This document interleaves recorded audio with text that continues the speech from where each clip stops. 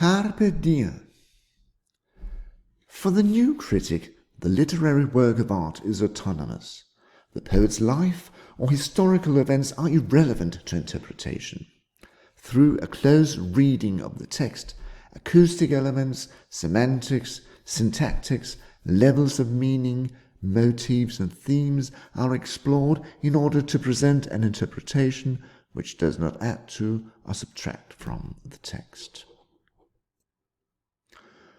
One of the things that the new critic would observe is the phonetic juxtaposition of quam mihi, quam tibi, given me, given you.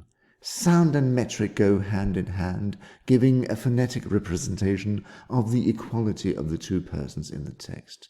Form underlines the content, or as some new critics would say, form is the content. You cannot separate the content from the form. On the semantic level, we may observe words and expressions like finem, quidquiderit, hiemes, aetas, dia, all of which lie in the semantic field of time, span of life.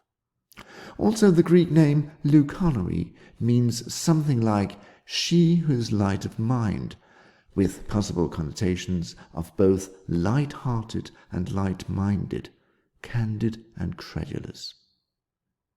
On the syntactic level, the new critic would observe that most of the sentences are addressed directly to the woman in the prohibitive or imperative form, and that some sentences are phrased as rules of general validity.